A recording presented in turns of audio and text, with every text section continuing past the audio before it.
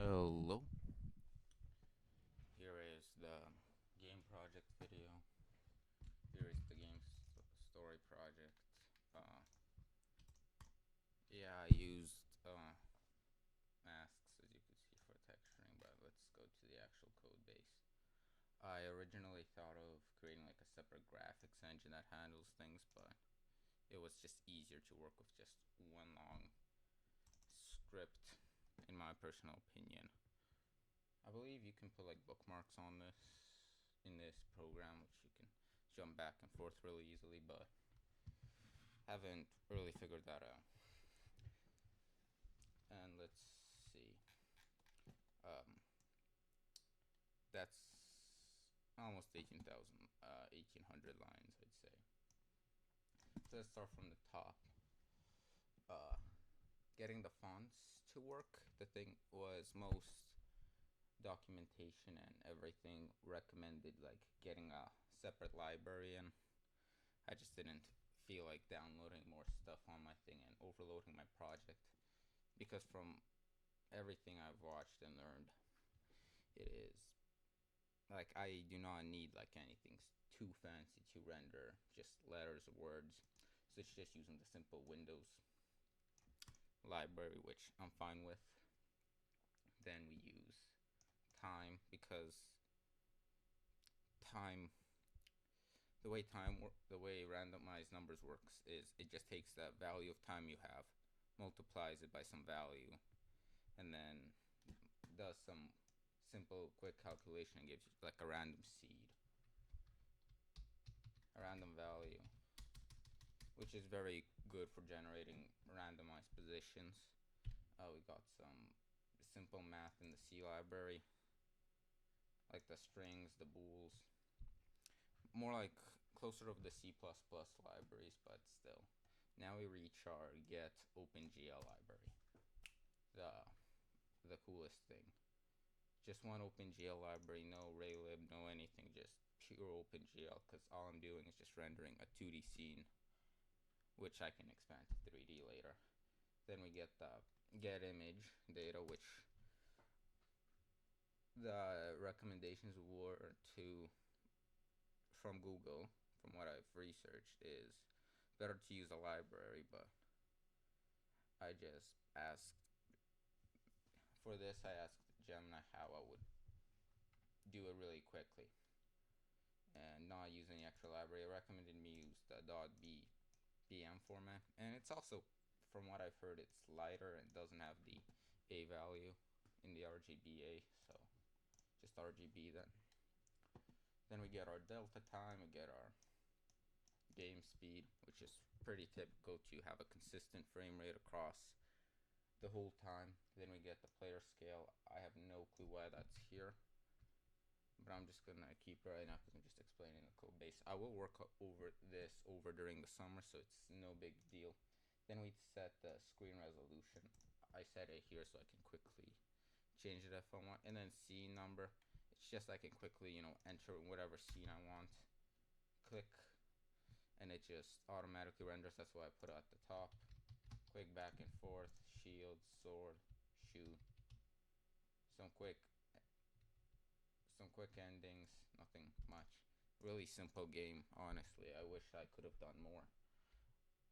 What I mostly used the AI for was just to quickly get something working. And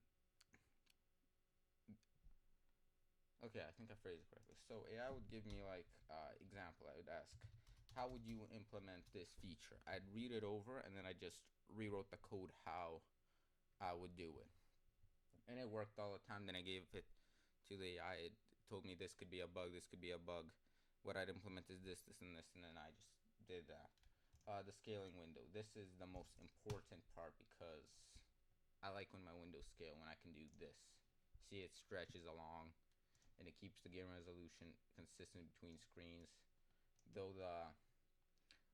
it is not like a square thing, like it's not consistent 3:5 ratio. It works fine for me in this current case. Like I'd put like black borders if you like were scaling it so it looks more consistent, but that is extra code, and I don't have time for that. But then we have the test our OpenGL. So we initialize the OpenGL, we create a window, we name the window right here. Quite simple. We create the now we use the current window we created. We scale it up to the proper dimensions. I basically read the OpenGL documentation to get something working, and then I just asked the AI if there's anything I was missing, and I was missing just a few small things, which wasn't really. So we get the screen res X, which is the scaling factor, which allows the actual stretching to happen. Negative, positive, matrix view, GL model view. That's one of the views, and then we GL load identity. Whatever that. This is important for OpenGL. I don't know what it does. Then we set the pointer back to the graphics loop. So now we return the window. Oh wait, this is the buffer window that allows us to do scaling and stuff. Oh yeah, this is the what do we want to put inside this little window. So we create the internal window which we pass all our OpenGL values through. I got that a little messed up. The clock just calculates the frame, just keeps our game consistent between different refresh rates and processor speeds with GPUs and stuff. Load image logic. So you can see here we have one that is just images, and then one has that transparency. Personally, AI recommended is to combine them into one script and then just have like a bool here, something like this, like bool transparency, and then have like an if statement. But I honestly didn't want to have any additional thing. It was just easier to create a constant color. So let's just slow down. Images. So we get our file name, we get the data. So this is the data we get from just opening up some registers in the memory. Right. No, we open up the memory pool and we allow values to enter: width, height, image size, data. Then we open the image, RB. I don't remember what RB is, but I had a value somewhere in the beginning. It was what was in the documentation. Then we have if file not found, and we can read the file. If the logic here that we got from the file doesn't work out, then we just skip it. Otherwise, we just link it to these certain values in the file format. After we assign it, malloc. What does malloc mean again? We move data in a way I believe that's incorrect. I don't currently have anything on it. Then we do some iteration on what the file does. Then we get the texture ID, gen blend textures. We want it to be two-dimensional texture ID, text parameters, nearest. So what the GL nearest does is it makes it not blurry and makes it truly pixelated. So it's pixel art instead of having the N64 blurriness on the image. Yeah, hopefully you understand. And then we just clear the data out that we just used to create the image. Before I was doing this logic, so when I was implementing the pictures later on here, I was updating it constantly, which caused huge memory leaks, which went from like 40 megabytes to like 5 gigabytes within like about a minute. Like the PC I'm currently using has quite the performance. I mean, we have a few cores and 32 gigs of RAM, which is hard to come by. An NVIDIA Quadro, only 5 gigs of RAM, sadly, but it is what it is. Now the transparency. What the transparency does is it takes a colored and an image mask. So again, we get like our character idle. Let's open it with photos. We get the photo image. The white is just filler.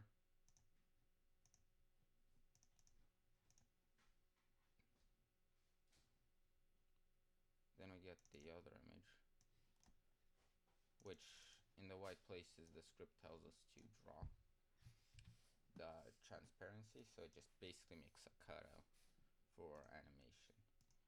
For this whole thing, what's recommended for the memory management and just good practice in general is to use a huge sprite sheet, which we did go over the P5JS importing images and stuff for animation that I've watched, but it just, I didn't have time to create, measure everything. I just created the game art as we went on. The grid, this was just to test to fill out the background really quickly. We create tiles divided by columns, which I just basically went to the P5JS, looked at the script, and just kind of copied it over, but just added some values like int r. There's some prefixes in C. Then we get each vertex of the tile, and then we draw quads is where you start the quad, and then you just draw it. And then you could put the image in it. Tile map, array store. So this is how maximum our tile map could be 32 by 64 characters of value we can store in it. Then we have the grass texture, the flowers. This was just to set how many different types of stuff we have, like how many different types of color textures we have. We have some 1 flower, 2 flower, 3 flower BMP here. And then we just import all the textures, or define them before we actually bring them in. I currently, before they were all initialized in the main loop, but I moved them. And it works out nicely. Then we actually import the texture, so we define the values with the texture that we have, the .bnp, one of these guys,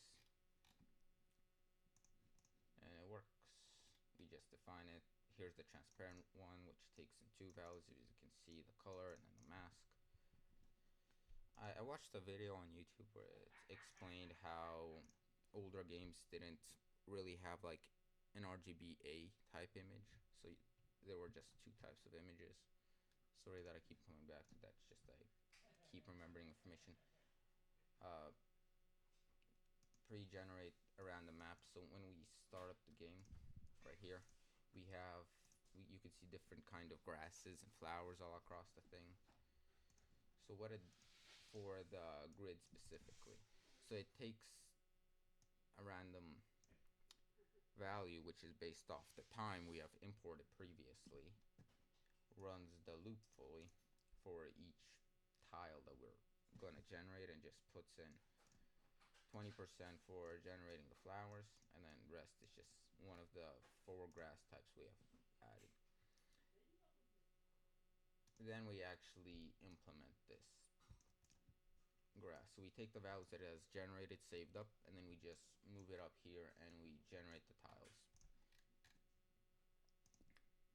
Create object. This one is the best. All it does is shorten, instead of writing this again and again for each object, it just saves everything.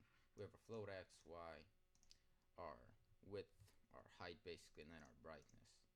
This brightness value is to quickly just darken the image if it's too contrasty comparatively. Like the grass and tree leaves actually are the exact same, would have been the same brightness if I set them to the value to 1, and it would have just been like blinding. And this is more nice, and it was a quick implementation. All we needed to do is just add a GL color initially, which was brightness, which worked out nice. The mouse X, the click position. Now we have the advanced object. All this does is just adds an angle. I'm planning to improve this advanced object. So we push the local matrix, because we need to get the angle. Now we're using matrices, which are super advanced, and this was just getting the angle of rotation. This is currently not used in the script. It was just tested, just quick, easy, rough draft, but it explained you pull out the matrix, you create a center point around itself, then we translate the center. So we find it, we translate it, we rotate it, then we move the offset for each of the individual vertices of the quad, something like this. Let me just, so individual vertices. Can I get like a brush size? Vertex, vertex, vertex, vertex. So what it's doing, it's for the rotation, it's drawing like this circle and just putting points on it. I read that through documentation. I asked the AI to implement like the simple how I'd write the script, because looking through the OpenGL documentation, like some things work, some don't. It depends on the version and you jump around. So all it does is just moves the pixels depending on this line, and it creates this rotation. Simple. But this advanced object isn't used currently. We'll keep developing on it later. Create the player. So we have the X, Y, the width, the brightness, basically the same as create object, but this is more specialized in its own little way. Then we have the int flip texture. What the flip texture does is, instead of drawing the texture, so instead of having a texture like this and then having a separate texture so for me to turn, it doubles the size file and it takes more stuff, so it was just easier to tell the function of OpenGL to just flip it over. So we just save our float X corrected. If we are facing, this is basically asking for facing left or right. Display, tell me how you would display it. So corrected size equals just its own normal size, so the size X, so the width. And then we're just asking the same thing for, if it's negative, then we move these vertices negative. That's basically it. Quite simple. Google frame was down, button. I just put it, yeah, this is for the clicks. I think I might have to cut it, move it back up here, and it should keep working. The button. So as you can see, we have some buttons where you could, glide over using the X and Y. So if it's more greater than X, then it's left side. Otherwise, it's here.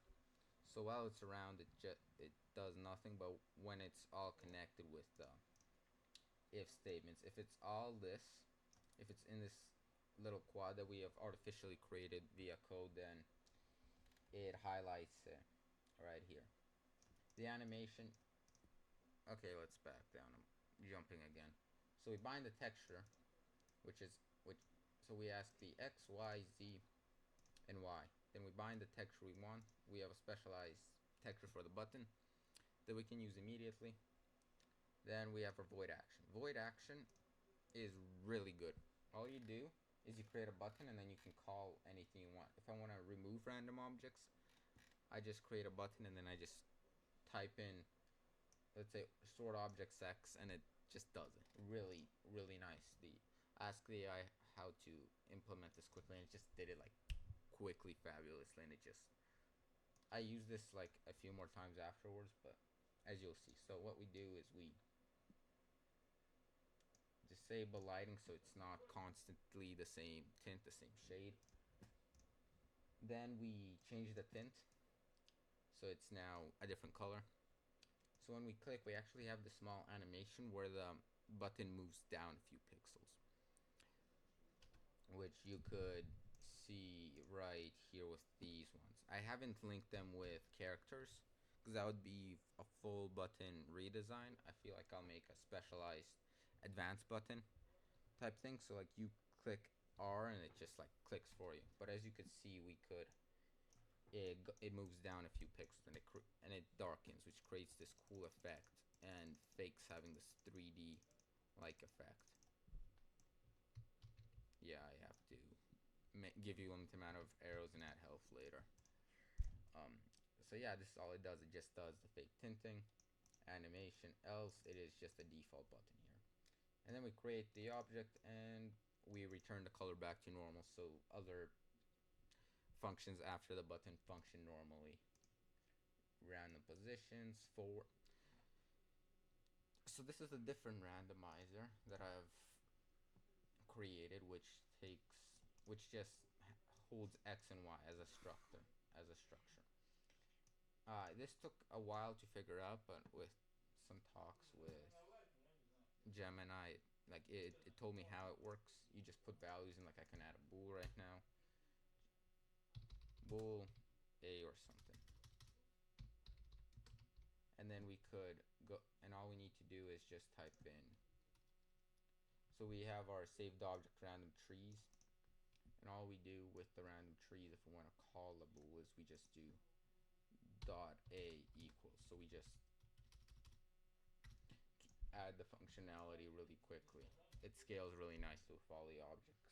If I had this earlier, I think I would have programmed some other things differently, but it works, it works. If it works, don't fix it. So now we just call out the trees that we're spawning, some random boulders and bushes, just for the environment. Nothing too special, nothing too much. Then we generate the X and Y. It takes random seed, it goes over each tree and sets the random X position, random Y position, depending on the screen resolution.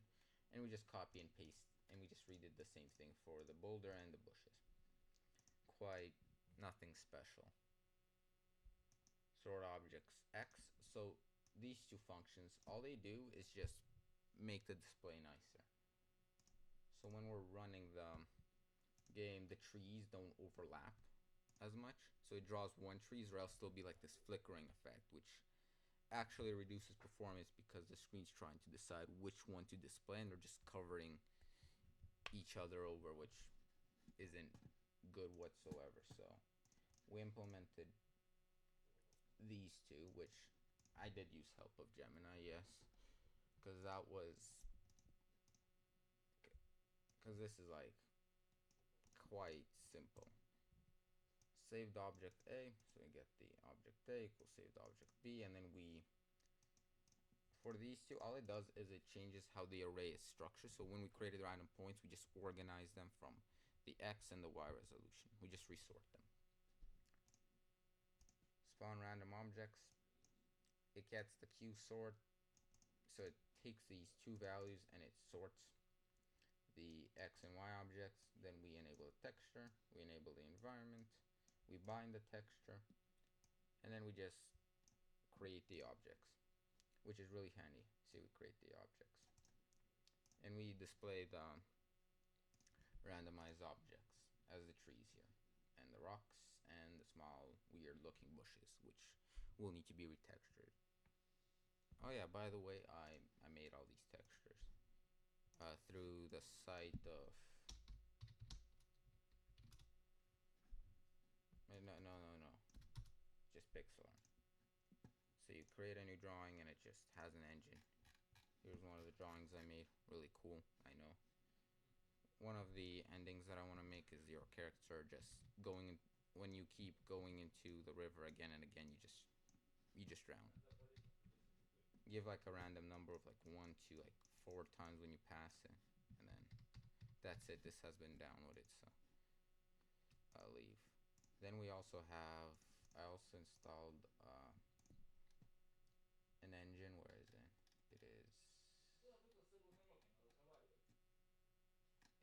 quite a simple thing. Where is it? So it's the hash mash animator, which helped me really quickly create the,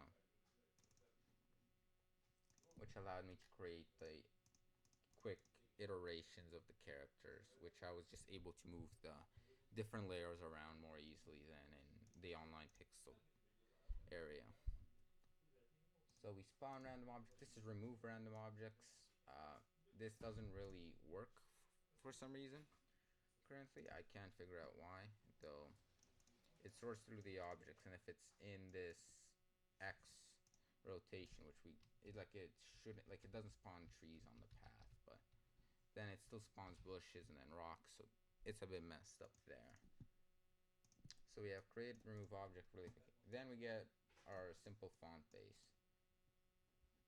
I have no clue why it's there, but I was just developing it because I just wanted something working, quick results. I think that's the reason why I didn't like ask for something, because originally I thought like making a visual novel where you press buttons and you change, but then I created the character controller just to, test around the values, and I just liked it. And then you added animation, looked so cool that I kind of modified the way the game was, so I didn't really want to call that out, but I should have. Yeah. Now this is the animation presetter. So all these fancy animations you see of our player and this arrow, yeah, those are all different frames, and we have to iterate between them. So we define the total max frames for each thing. This is the fire thing. These two are for fire. So we have 3 idle, 2 this, 2 that, blah blah blah, whatever. Then we get our animation objects. This was, I made a script which changed the textures, but there were just a small few bugs which Gemini again covered me really well. So we get our frames, total frames, current frames, timer. So we have all these values to access. So we have all our objects here, including the final boss. Hopefully you at least tried the game and saw a few options. Then it's just kind of sad that I'm just spoiling everything ahead of you. Initialize. So what we do here is, this is the great example, the fire. So in the fire, it clamps to the total frame amounts. Current index is 0 because we're starting from 0, and it iterates moving down to each frame, and then it just gives the value of which frame, and it gives how fast the frame should be shown, and then we can have different speeds for everything. I really like how I made this up, because you could easily just copy and paste and then just retype what kind of images you have saved here. This might look messy, and I guess it is, yeah, but I like it, works out for me. Animator, so it takes each frame and it just iterates. That's where the AI helped me out, but then I also created a bool for repeating, and then we added this if statement. If repeat is true, then we go back to 0, otherwise we just pause the animation, so it just runs once, like the sword swing, for example, as you could see. Like, you swing the sword of our character, and it just swings once and doesn't repeat. Well, the shield also doesn't repeat, but then the standing, the idle, the walking, it repeats, which is really handy. Didn't think I'd need that, but I implemented it, and then I had to add it because it just looked weird while you held the button. Just one render, really good.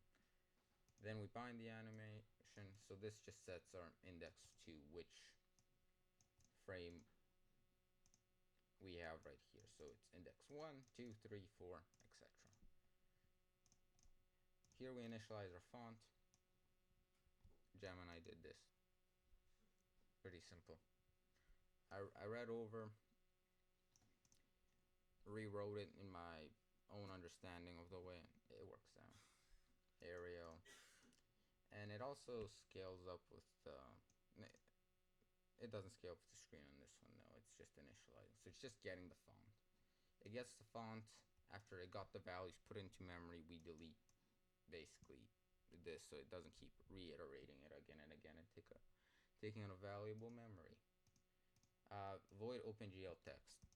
I have no idea why I named the function like this. I just named it because I just named it. So we get the X, Y, what we want to say in the character, and its total scale. That's it. So now we get, scaling, so the original text that I have implemented based on a old like Windows website API. I don't think I can even find it if I even tried. But that was like the easiest and like no library way, just using Windows itself to implement it. But it didn't allow us to scale, so I did ask ChatGPT to scale it properly, or else it just looked weird. So we have to disable the texture. Then we have to add a certain projection, orthographic view, load the identities, then we translate it, we scale it, then we put the text in a certain model view. We're in a model view right now. Then we leave that model view. Then we enter a different mode which connects with Windows so it scales properly, and then we have to exit that to fix everything back where it was so we can run our textures and everything else properly. Update scene. I would have done something like int scene, like this, scene number, and then put the number here, but due to syntax issues and it doesn't like you entering values here and calling it from, that we cannot update the scene, so we just do +1, which works for now, but I'll modify the system later. It's just I need something working. The demo is working, that's all I could say. In custom scene, choose, this is the workaround Gemini recommend, because it said you can't put values in because C just doesn't like it. So what it does, it's a variable that goes back up here. So when we call custom scene choose, we can set our scene, and then the scene is set to what we want. So we can get negative values, so we can jump to whatever scene we feel like. So if we have like scene 5, which is like, let's say the castle grounds, and then we want to, let's say, teleport to, back to the beginning, instead of having a separate, scene equals this, we just call it custom change, and then we do the scene change. Hopefully that makes sense. I have no clue what I'm saying right now. It is 11:08, as you can see. I'm in the school, the laptops that we get at school, they just don't want to use, the OBS software just crashes and doesn't save anything, so it's awful. And I also couldn't port this whole code base to it, so. Okay, now we get to the fun part, scene assets. Can I remove this? Because like it's preloaded already. Let's see. Just comment that out. I don't feel like removing it now. I'll remove it later. Yeah, it works out. So we didn't need them. So let's just leave. So we have our main menu, which all it does is it clears an image here at the very beginning. Then we allow the images, we draw the background, we draw the buttons. Here's our update scene function that it calls for the button, which we've talked about before. And then we just put some start text and then epic, the name of the game. I could have drawn it on the thing, but yeah, it looks cool. The text works, and it gives this cool overlay, which I like. And if you don't like it, then I guess it sucks. Whatever. So we make the main scene. So these scenes here, currently, these scenes are the endings or the beginnings that you have. Then we have this. It's the exact same thing. We just move the button around, and we have the lost scene. So if we like walk away, or if we walk to the side, one of the cool endings we have. Like we don't follow the arrow, we go off track. The player just gets lost. I originally just drew the basics. Then I threw it to Gemini and asked it how it could improve, and it actually gave me a thing, add some quick little gag or something, and I added this bird with a check mark, like, what are you doing, why are you not following the path? And then the buttons shifted from the center, which I copied the main scene and then just copied it here and just moved it to the side. And basically that's what the lost scene, no thanks, and error screen have. All they do is just pull up one of these cool textures I drew. Not textures, these cool images I drew, and then just put some text on it, puts a button on the side, and that's it. Nothing much. That's it, basically. Bull's sword has swing fall. So this is for the damage stuff. This is for if the sword is swinging, then we create damage to our final boss, which is automatically set to false because you're not clicking the button. So it sets our weapon animation to true or false if you are using a weapon or not. Then we move from the idle or walking animation to the set swings, shield, or shoot arrow.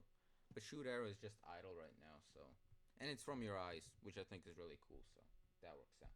Then we have our player animator ID, which is just for the player, which has its idle, shield, running, and swing animation. So all it does is it just calls player ID 0 and weapon animation equals false. And it's basically for the shield animation, we set the timer to 0. Yep, it sets to 0 after it's been iterated. Int rotation animation. Int rotation animation. Oh yeah, this was a test for the advanced object that we had that just spins. Like I had a separate scene, but it's deleted now. But it had this scene where I just tested stuff out, like the fire text, like the different animation, text displaying, the character just walking around, and we also had a ghost named Arnold.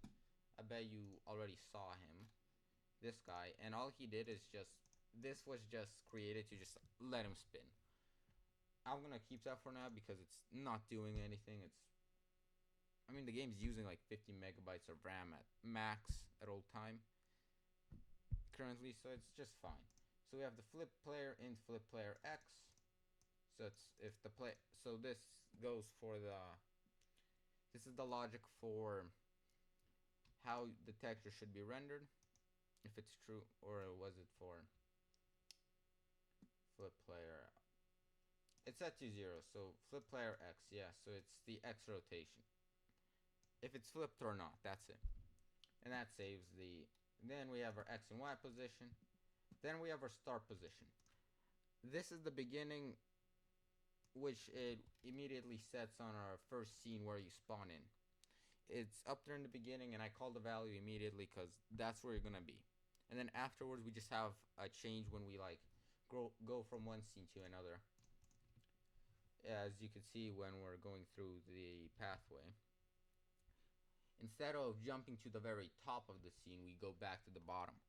But I didn't actually implement logic to go down. So when you just go down, it goes over the trigger that I've created, which uses quite similar logic to the mouse button clicks.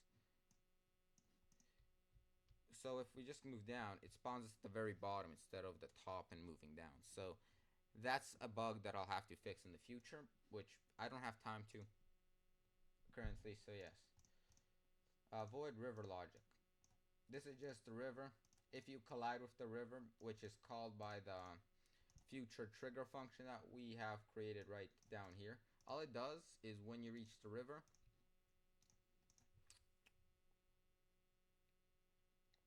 all it does a quick little push.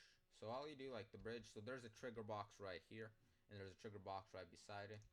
And then we have our bridge, which is fine, and then if you jump in the river, it moves you. As I said, I want to make an if statement which questions if I've been in the river like from 1 to 4 times, and it triggers a different cutscene of your death. Then we have a different structure. This struct is for arrow. Implementing arrows was a headache, I'm going to tell you, because when you created the arrow, when you shoot, it goes one direction. It works perfectly fine. You just add velocity and it shoots and it just works. When you have one arrow, when we add like a flip function, what the arrow ended up doing is it would be only deleted when it goes past the screen for memory reasons. And also you can only spawn 10 max, but that's something. So what the one version did is when I shot the arrows, it would just loop back and forth, which was it's a cool feature, but we're trying to get a demo out. We're not releasing a full game which has an if statement which transforms it to the different function, which lets you have this cool like enchantment.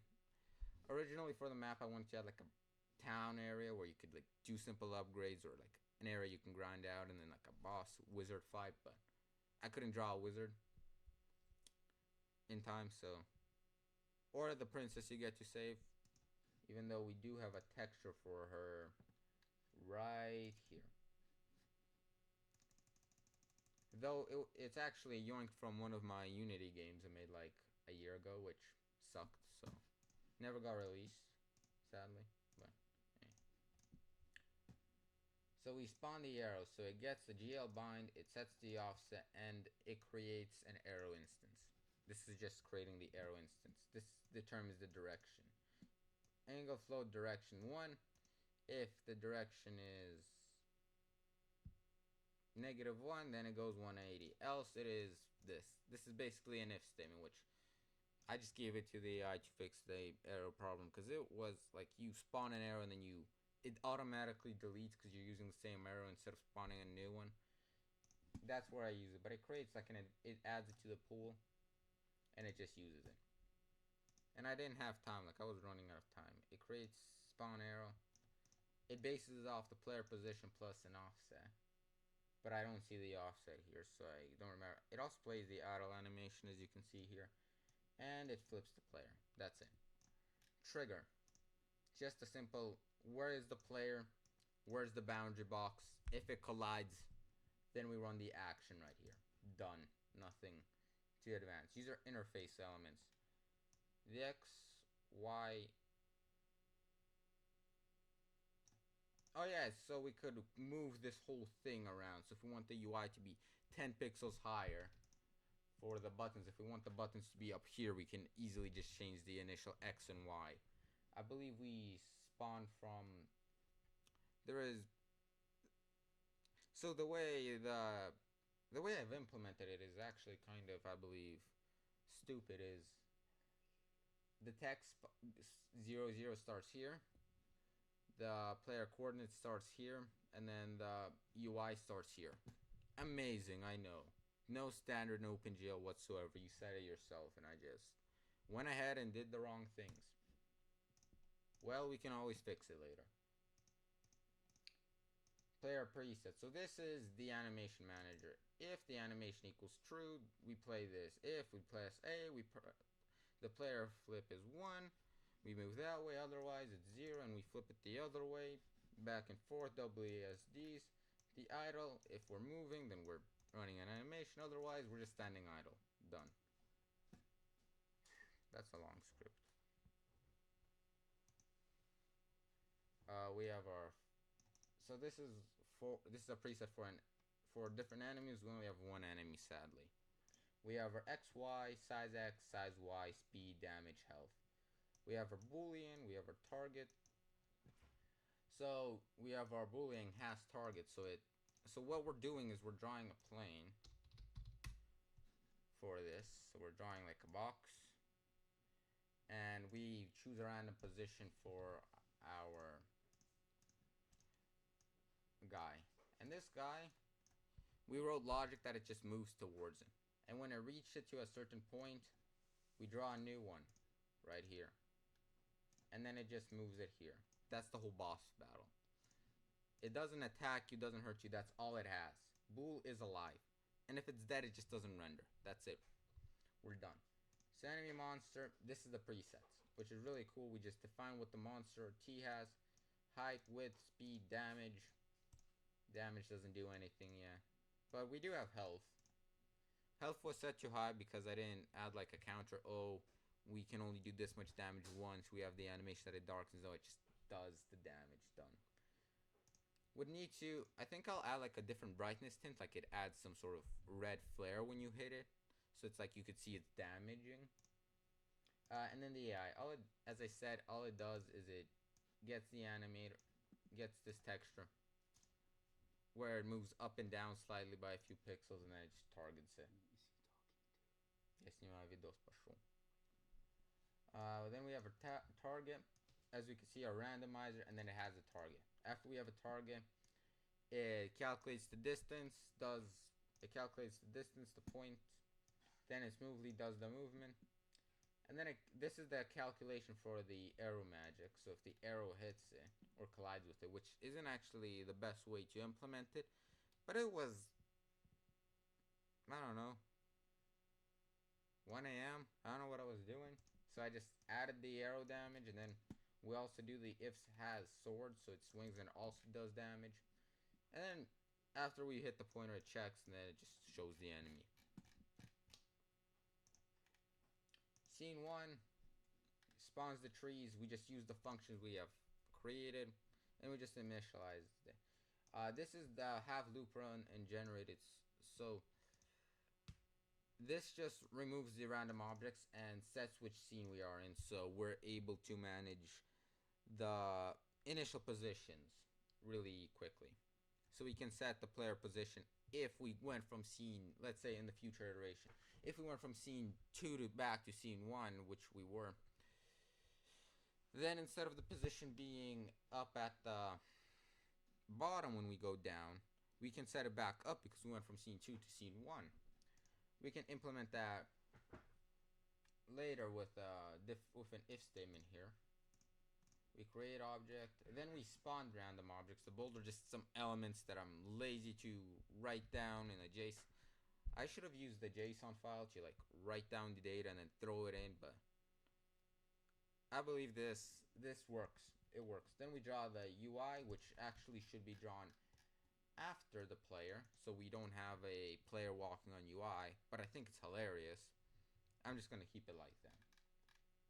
And plus it's easier to see the player. The player's not hiding. I don't have to create some invisible highlight or anything. So we run our animate. So we set our animator to true, false, true, false for the different animations.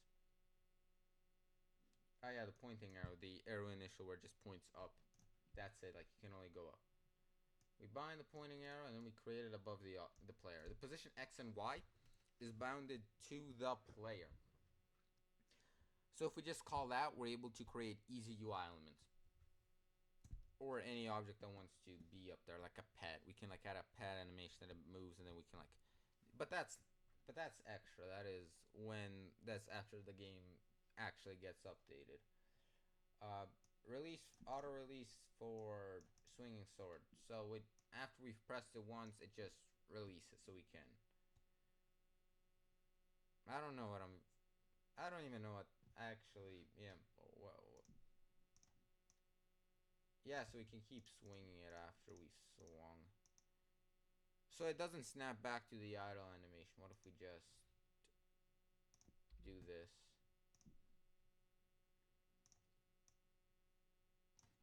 Yeah, it still works. Or I'll need to double check what this line does, because it's not affecting anything, but it's there taking up performance. And I added it for a reason. I just can't remember why at the top of my head. I mean, it's 11:20. I had a whole day of school, and then after school I had to work for like 2 hours. So yeah. And then I also went for a walk, which was nice. So it asks which animation ID it is, if we're idle, if it's shielding. This is not good. It's better if you put like a character in, but with the character thing, I just didn't have time to implement it at all. And adding player swing, player this, and then like it gives an error, and then 0, 1, 2, 3. I'm the only developer. I know what these values mean. If I had a team, then we would use the thing. The reason I didn't create a like character outline of what I was adding or removing is because like at one moment I'd be like writing code, the next moment I'd jump up and then be drawing a texture because I'm like, oh, I don't want to figure out this problem that I'm having, this bug. I'm just gonna do this. Oh, I figured out a solution in my head while I was drawing. Let's jump back. So that was complicated. So this is one of the scenes. We have scene 2, which does basically the exact same thing. Draws background, clears, creates objects, draws the grid, removes items, keeps some items, blah blah blah, whatever. Well, for the third scene, which is the final scene, we actually just have enemy boss. If alive, then if he's alive, then he's alive. It's fine. So he is alive. Set back to true is if you want to replay the game. So you're able to replay the boss fight scene again and again. So you can start the game. So so I wrote the scene so they auto reset on themselves. So after you left them, they kind of reset, but while you're still in the game, they don't reset until you come back. The boss fights. The thing is, if I just kept it, if I didn't write this line, when you kill the final boss and let's say you click play again because it just puts you back into the main screen after you read, oh, this is the end of the demo. It throws you back to the beginning. You see it, you watch it. It just works. Oh, it's the 17th. I should have.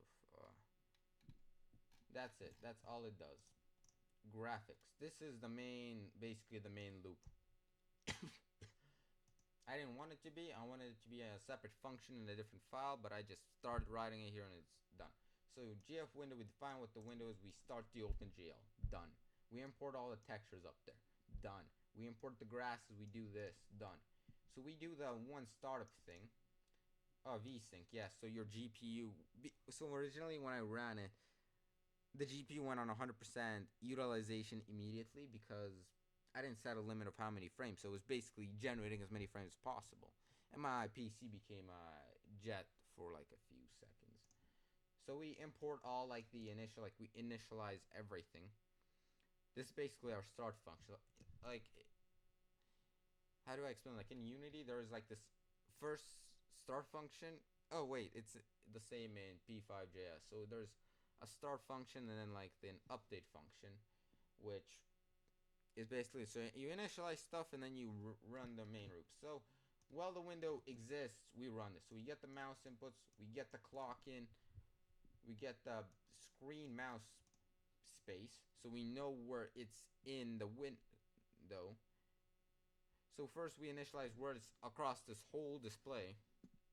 Then we question if it's inside the window and where it is in the window. And then it snaps to the window coordinates. Done. We get the window width, the window height. We set it up. We set the cursor. And now it updates. We have the functions. We get the positions and get them. Yeah, oh yeah, we get the left and right click mouse buttons. That's it. That's it. Then we have our, I wanted to use switch statements, but it just didn't work. And I didn't want to deal with it, so I just added an if statement. If scene, all the positive scenes here are the scenes that you are a player and you move around. These are just the ending scenes. Though I think I might change it to characters. So like a character instead of like a scene like death in Valley or something for user readability. But because it's my code and there's nobody else, then we run it. All it does is it adds the player preset. It initializes the scene and tells you if you can move or not. You can't move on these ones. It creates error screen. It resets your positions to 0. So it resets the game back to the starting stuff. Now we disable this texture. We disable after we're done. Or else white transparency spots. Yeah, as it says here. And then window buffer. We kill a window, and then we return back to the beginning. The AI, basically what I used the AI for was to quickly iterate between versions of, let's say, the trigger, because we have a bug here. I question it, why there's a bug here. Like I could have went for form, spent hours, but I wanted quick, easy results. That's it. Thank you, and I hope you like the game art. The way I implemented the files, you can legit just leave from here. So all it does is I just created a few folders, like the animation folder, which like you could see each layer, arm, leg, sword, this, yada yada, for all the textures. Implemented, so originally everything's PNG, and then we go through, so to change it from PNG to .bmp, which we are working with, we just open it up in Microsoft Paint, and then we are done with it.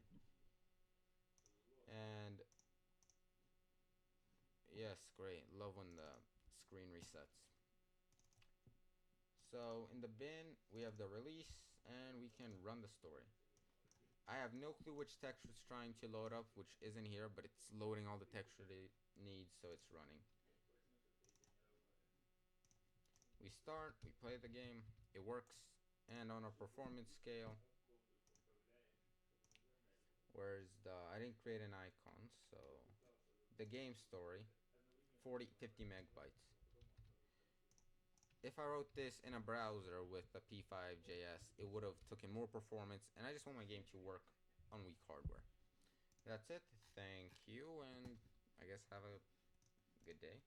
Question mark.